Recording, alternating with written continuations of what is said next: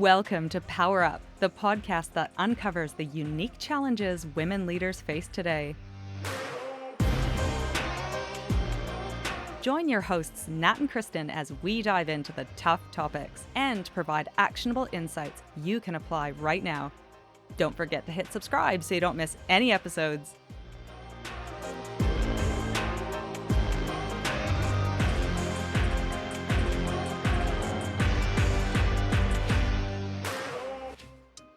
I have a story. I called Nat after a catch-up that we had with Powrsuiter members. Those are the perks, by the way. We get together in person, which is lots of fun.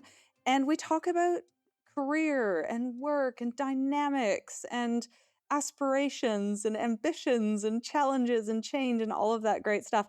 And so naturally, challenging situations come up. And what was the perk that I was alluding to was that we immediately formed a peer group around a Powrsuiter who was going through a dynamic at work and wanted some advice or a differing perspective. She wanted to share everything she'd done also, and then ask, what am I missing here? What else could I do? So that was, I'm setting the scene here with the conversation that happened at an in-person event where we formed a peer group around a Powrsuiter going through something. So that was lots of fun. First of all, Nat, I want to say, like, it was so fun. I loved it. I loved being around like 40 women chatting about work. Like, it was great fun.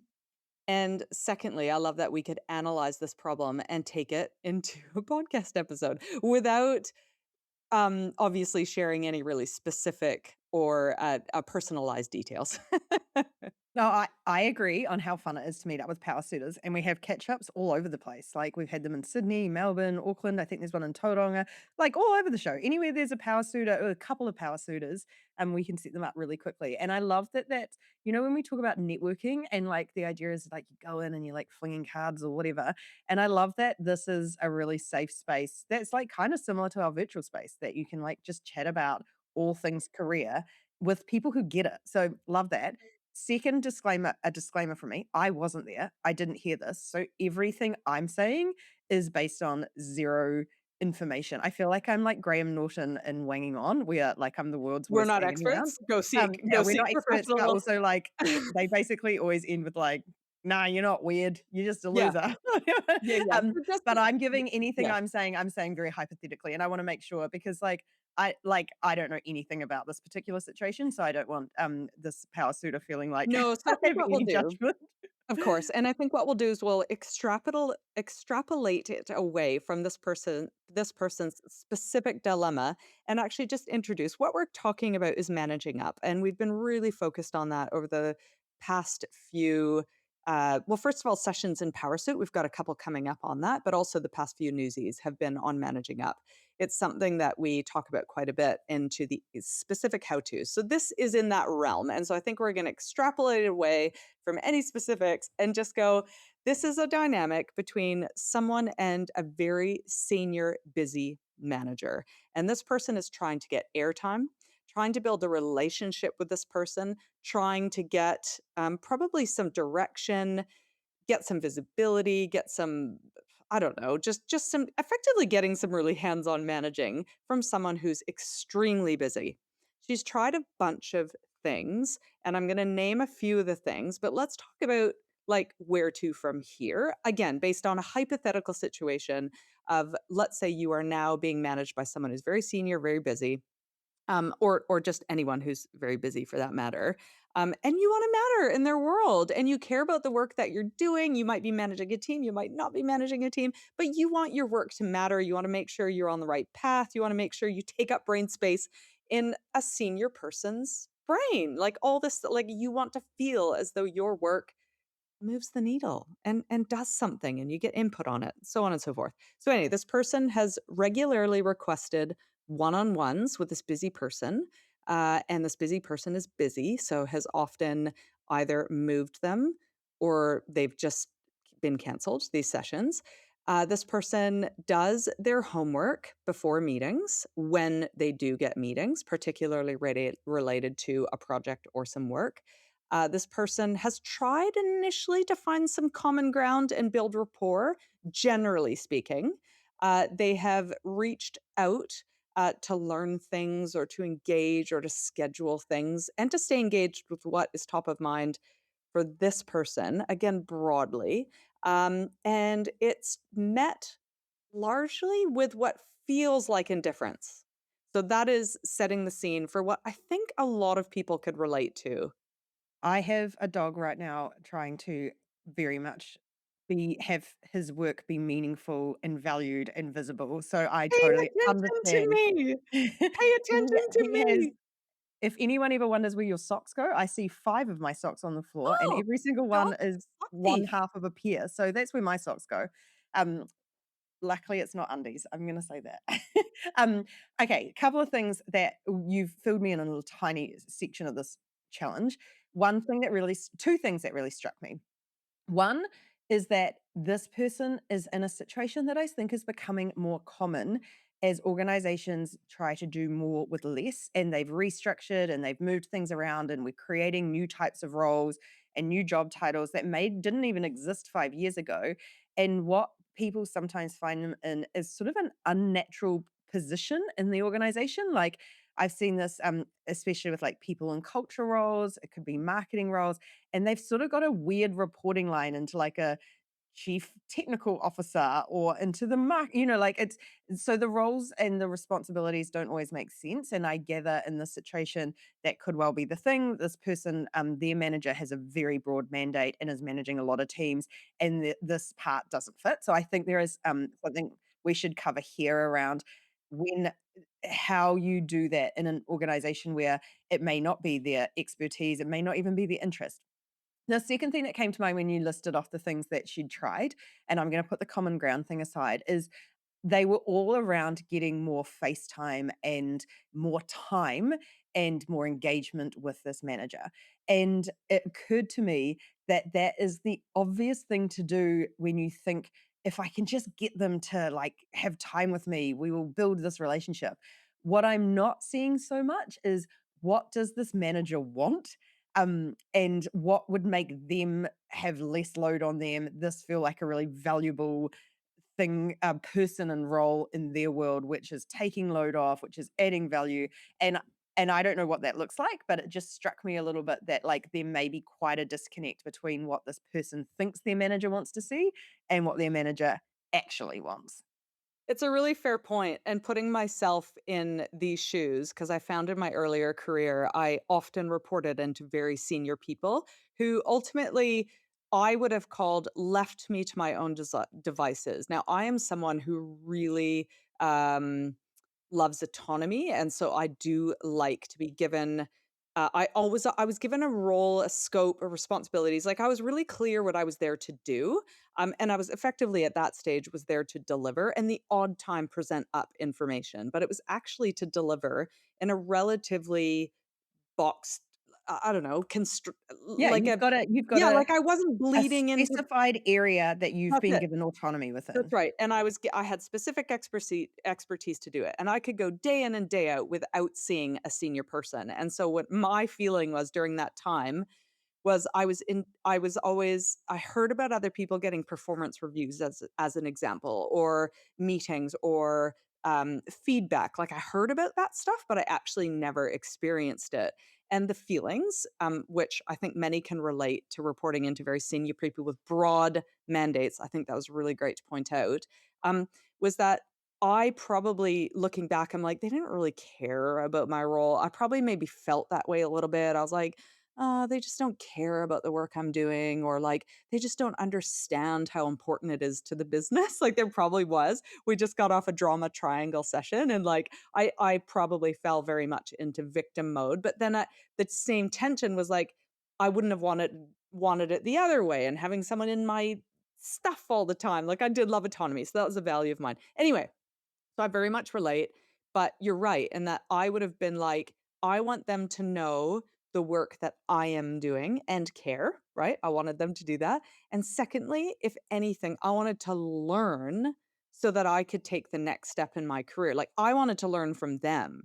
So none of those things added value to their lives, right? It didn't make their lives easier. I mean, in a roundabout way, if I did my job well, it makes their lives easier, but not really their day-to-day lives easier, you know? Mm. I think Yeah, that's and what it you're is getting at. yeah, and it is a real, tension at work, and we've just done our newsletter a week on followership styles and where we sometimes get it wrong with what we think good following looks like. We've done a podcast on it too, and that idea of, initiative and critical thinking being just so highly valued, and yet we kind of think that actually what it is more about is doing what we're told, and being really thoughtful about hierarchy and really delivering on instructions and all of that sort of stuff. So I totally get that, and I think that is the other factor that comes into play, I think that, becomes a little that is often a little bit less obvious is as you get more senior in your own career, the expectation is that you get less hand-holding, less support, less input from your manager, and so they may be operating under the assumption that you, at this stage, should be pretty much able to, facilitate getting the feedback you need for yourself, be able to pull from peers and coworkers to understand how things are going, and actually not need that from your manager.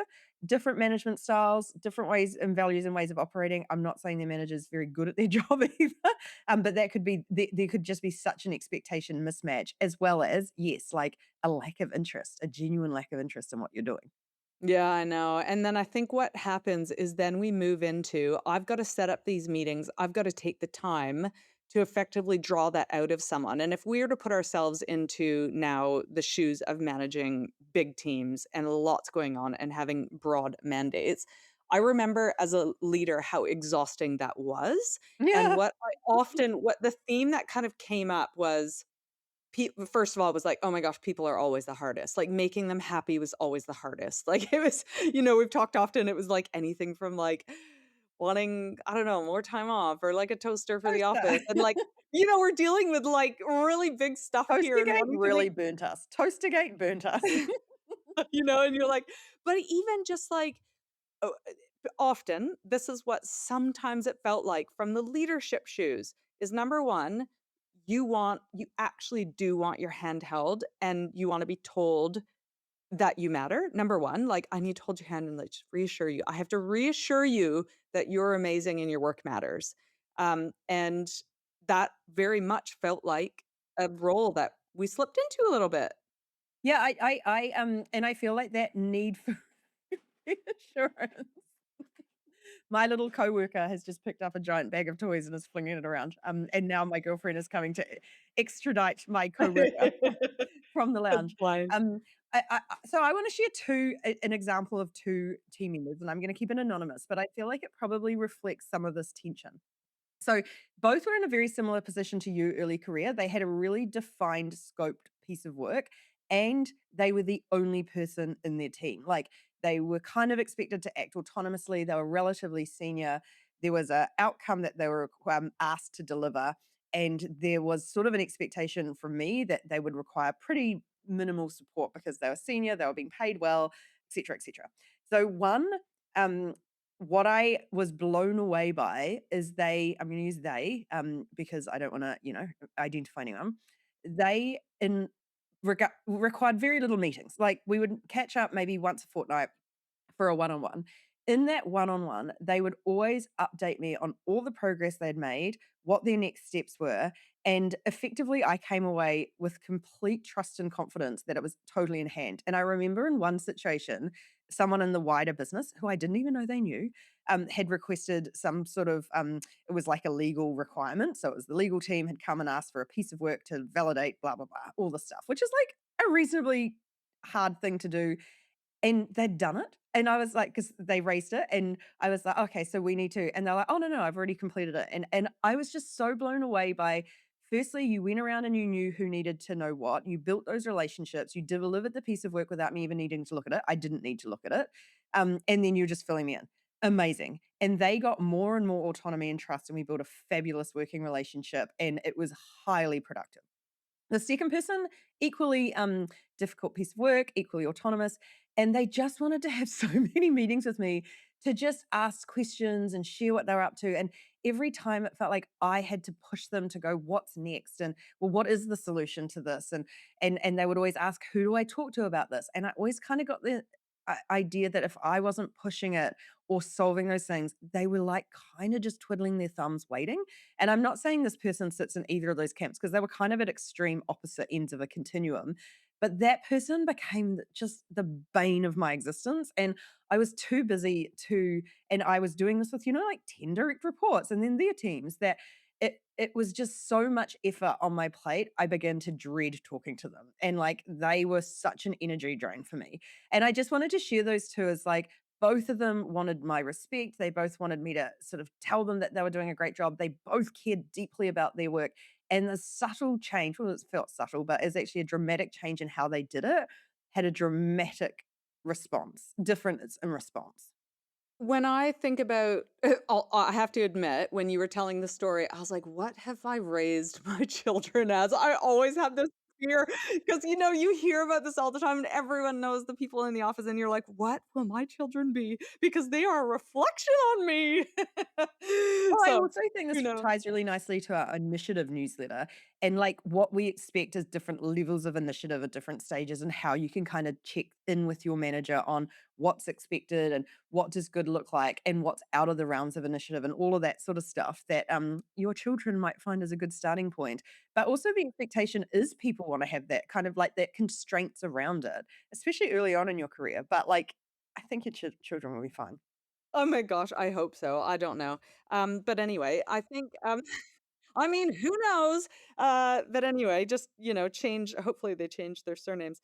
But, I feel as though what I hear managing up is really interesting because it is often, we think of when we have to communicate and keep them across what we're up to, it's like you're constantly pushing information up, and I think that's one tiny little helpful piece because, if there is a really quick way, I say email, where you can just say, "These are the 3 things I'm working on. This is one thing that you should be aware of," and if there's a blocker to be removed, fine, raise it, but I think there's really simple ways where you can push when I think managing up, I think push communication up. Of course, it's a tiny piece, but my brain goes there and I'm like, there's really simple ways to do that. Doesn't require meetings, doesn't require a lot of time or energy, doesn't require reassuring because often those things can get flagged in those kind of micro moments and those channels that don't require um much of people's time, busy people's time. But the second thing I heard from like a part of managing up was that trust is key and there is a process that one goes through to ultimately build trust into a situation of one of autonomy. Like when I heard that story, and when I think back of me and my career, I'm like, these senior people really did trust the person I was, the work that I had done, the track record, the personal brand that I had built, that I was going to deliver. Like, there weren't any issues where they had to interject. So I'm like, that's cool, that's trust. But probably what was missing was common ground, and you said we're gonna put that aside for now because I think if we bring it back to work, the check-ins, are less about feeling like, "I feel this way, and I'm noticing this, and I this," rather to actually go, "What is the common ground we have as it relates to work and what success means to that person or what's gonna make that person successful?" So, I think it's worthwhile, but honing in on that a little bit and your thoughts around that and maybe what this person and people in the situation could go in and actually say to their managers in this dynamic. I would say for power suitors, a great starting point is our Finding Common Ground mini masterclass and actually really working through those steps and thinking, putting yourself in the shoes of your manager. Okay, parents is a great example here when you talk about your kids, because I think as a non-parent, Natalie's non-parent advice corner. No, when I see parents with kids, the amount of energy feels overwhelming, especially with young kids. You've got like, let's say you've got 3 kids. Each one of them comes to you with their problems. Each one of them has all their needs that they need met. They have all their triumphs, their certificates, their challenges at school with reading or spelling, and then the things that they do really well at, and then their friend dramas. And that to me is like the closest I feel like I could compare management to. I don't know if that's like, and I know it's very different, but like I feel like we've both had times where it just feels like you've got, and I don't mean children as in everyone behaves like children, but like you are the parent in a work context that is responsible for all their emotional and physical needs effectively. And it feels relentless. And when you have in modern workplaces, it often is 4, 10, 20. You hear these insane numbers of direct reports. You are now looking at someone who is doing what you want across everyone else who's reporting to them, and then having to do their own work and managing up to their own manager and all of that sort of stuff. So when you go through this finding common ground thing, workshop, it is really useful to get out of like, the whole point of it is to get out of your own wants and needs and asks and requirements, and really try and imagine what your manager is going through and what their world looks like and what their pain points look like and what their goals look like, and that can be really hard to do. And when we run this, I mean, I'd be interested in your thoughts, but I always find it quite interesting. People haven't really done a lot of that, and, like, we run through the exercise and they make a start, but there's often a whole list of unknowns that they identify when they really stop and challenge themselves. They realize they haven't really thought an awful lot about what their manager needs, even if they think they do, because what we tend to do as problem solvers is we go on with a bunch of assumptions. So we go, my manager wants to hear everything I'm working on. My manager's going to be really inspired by my work. My manager's going to want to hear and we've just made all of these assumptions about what they want, and actually what they want. And like, here's another example of someone else who used to be in one of my teams, and they would just give me these like massive slide decks of all the stuff they've been working on, and it was so detailed. And I remember thinking, there's an executive summary for a reason. Like, just give me the 3 points I need to know. Like, that's the stuff you take to your team and you work through it together. I don't need to know all that stuff. And I think we sometimes think, I'm so interested in this. I'm passionate about it. This is amazing work. They're going to want to see everything. And the sad fact is, gosh, if we had all the time in the world, we absolutely would want to. But like, time is a constraint, and that can be a real pain. And Yeah, then it's you feel awful interesting. because you're like, I don't want to read through this. And then you feel like you've hurt their feelings and like they're demoralized. And then you kind of get like, oh, this is really hard. You know, it's kind of sad or unfortunate because time is so crunched for people is that above and beyond in delivering on great work is like hygiene. Like it is just hygiene. It's like, well, yeah, well, that's why we hired great people and we, you know, negotiated a package and let's assume everyone's feeling really valued in that sense. But yeah, it's the attention, like it is, you're right. So um okay, I'm blathering on now, but what I wanna do is I've just drafted a little if you've got a one-on-one, I love that we're like, "Do not go in and share everything you've been up to." So I feel like that's a great rule. Blockers, I think, are something that could headline. Like, if there is something that is at risk that will make your manager look bad, put anything at risk in the organization, be that stuff should be flagged, should be discussed.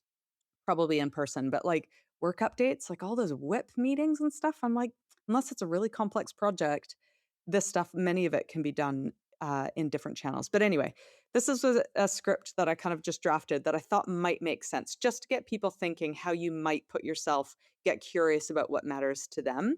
And it could be, I wanna make sure I'm focused on what matters most to you this, I don't know, quarter, let's say. So, I've been heads down on X and Y project or this type of work, but I want to sense check that's where your focus is. What should I be prioritizing that I might not see at my level? Like out of this work here, is this what success means to you this quarter? And I'm not seeing something from my level, looking for your input here, and I think that is entirely appropriate. That you can't guess unless being, was like, oh no, that's not at all. We're not on the same page.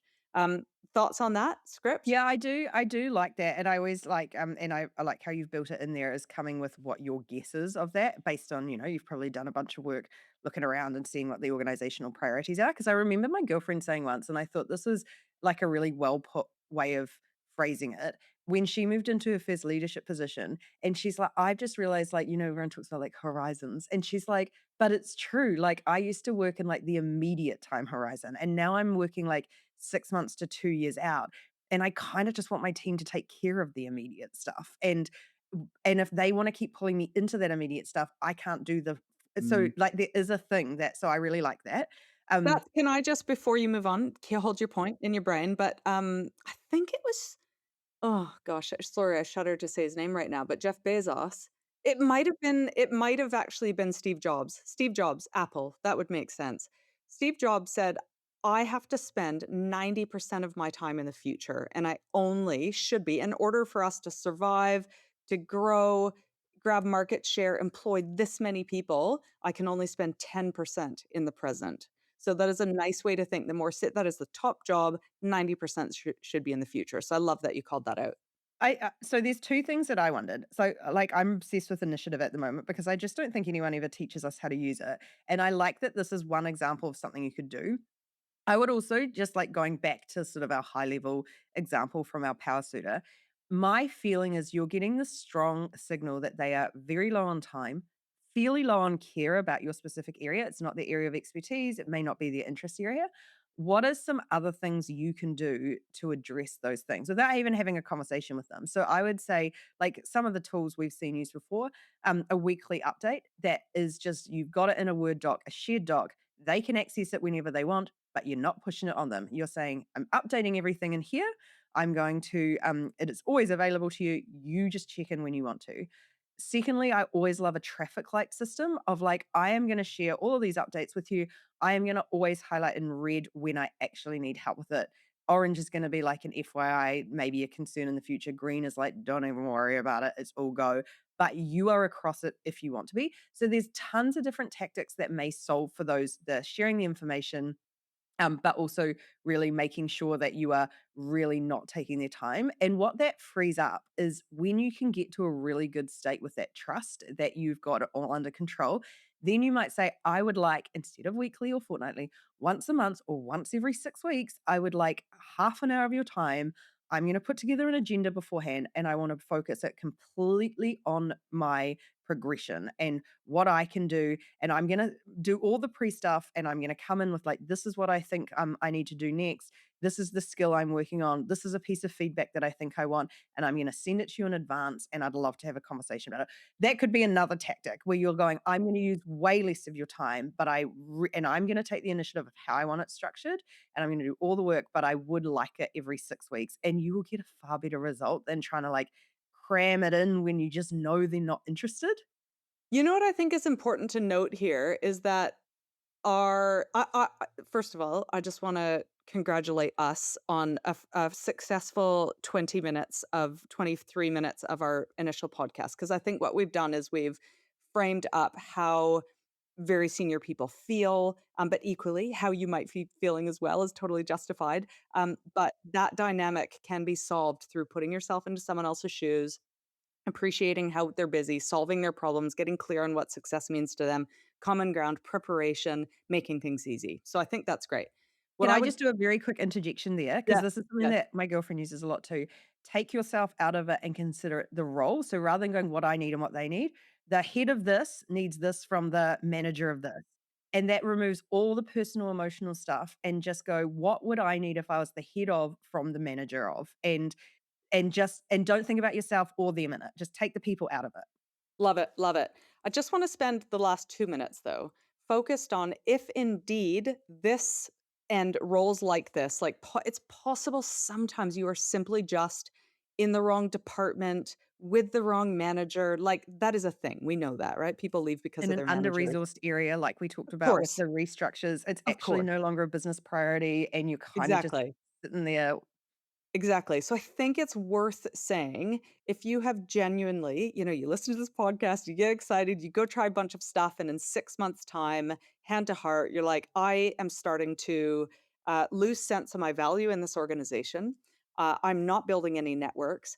I am starting, my confidence is starting to erode. If that is something that is happening to you, we are talking about a massive career tax here. Like, this is not a good place for you to be. And in that case, now you need to start to think about, is my career momentum best suited in this place? Like, am I actually fine with just rolling right now, not getting feedback, not growing my, because managers are often gatekeepers to visibility and other senior roles. Like, that could be a career tax that you have. If you're actually happy with the status quo right now, amazing. But if any of those things are starting to slip, this is where we can get into a dangerous situation, called the visibility gap, where you are actually becoming invisible, not only to your manager, but to the organization itself. And action, therefore, is needed. Like, what is the risk? What are your options for leaving, moving departments, starting to build networks cross functionally with other senior leaders, with peers? what is that visibility gap? Can you close it on your own without the manager? Is your confidence and value intact? You can kind of start to work on that stuff, great. And if not, then we're in a problem area. Yes, That's all. although I always say if you are being paid to figure out your next steps, like, that's not necessarily a Oh, terrible place to love be. that. Love I it. really also like what you just said, and, I just wanted to build on it slightly, is that, you hear this, like, from CEOs all the time, and I'm not sure if our listeners hear it, but we do. It is the loneliest job, and the reason it's the loneliest job is because you don't have anyone around you, anyone above you. There is no one left giving you support, and if you imagine the sort of pyramid of your career, the pyramid scheme of your career, at each level, you get less and less of that, and there's fewer and fewer options above you to give you that, and that may well just be where you're sitting at the moment, is it gets so lonely, and every CEO or founder we talk to has that same problem of like, "Oh, it's brutal." And so what I wanted to build on with what you said is maybe one of the things we can do is stop putting all our eggs in our manager's basket and start getting a lot of that validation and support and sounding board and feedback from peers. We always encourage everyone to have a professional board of directors, from your colleagues, all of that. And maybe the challenge here is to go, is it my manager's job? Or is that actually something that I can build through a bunch of people to get what I need and kind of make sure our relationship's only what it needs to be? Yeah. I'm gonna close with, where this came from, this concept of managing up. Can I Is that fitting? Right. In 1980, 2 authors, John 2 Johns, John and Oh, John. Johns are everywhere. Johns do a lot. Johns. Do you Actually, have it was an a kid? article. Name him John. Ah, you really got wasted that They with wrote an grace. article in 1980 for Harvard Business Review, and it was called Managing Your Boss. And what the concept at the time, which would have been novel, was you take responsibility for the dynamic between you and your boss. You take responsibility for it. This is what they said: anticipating what they need, communicating in ways that work for them, flagging problems early, building trust. Shorthand, managing your boss is effectively managing up. And it has spread from there. Yeah, I love it. I feel like we should link to our managing up article and our followership styles article and our initiative article because all those are really helpful and sort of managing up is not one thing, it's multiple things. I would like to finish with another word meaning. Okay, ready? Sleep tight. Ooh, was this something related to being on a ship and the boat's rocking here, there, and everywhere, so you strap yourself into your bed? Ah, it should be because I feel like most of them come from shipping. No, it was back in the day, beds used to be have rope underneath the mattress to keep the instead of springs. So you'd tighten them so that you wouldn't be flopping around in the middle of the night. So you'd want to sleep tight by having tight ropes so that your mattress lay flat so that you could have a nice sleep. Why is your mattress flopping around and need to be tied Because if down you by don't have rope? tight ropes, it goes like down in the middle, doesn't it? And then you might have roll together. Oh, I got you for structure. Okay. I got you. Tighten it up. Okay, okay. Yeah, Sleep tight. we've all been on those beds that are awful dips in the middle. Horrible, horrible sleeps. Yeah. Great. Love it. Thanks everyone. Check out powersuit.com. Please pass to you next time. Bye. Bye. Managers. I'm not meant to be judgmental or putting anyone calling anyone out, but just some genuine advice and suggestions. Let us know how it goes. From your favorite agony career agony aunts. Yeah, I Although we love it. actually would love other questions as well. We always love to deal with real life stuff. So if you've got a Yeah. question or we can't promise all the answers, but we can give it a red hot go. Red hot go. We're going to come up with that word next time. Thanks, everyone. We'll catch you next time. Bye. Bye.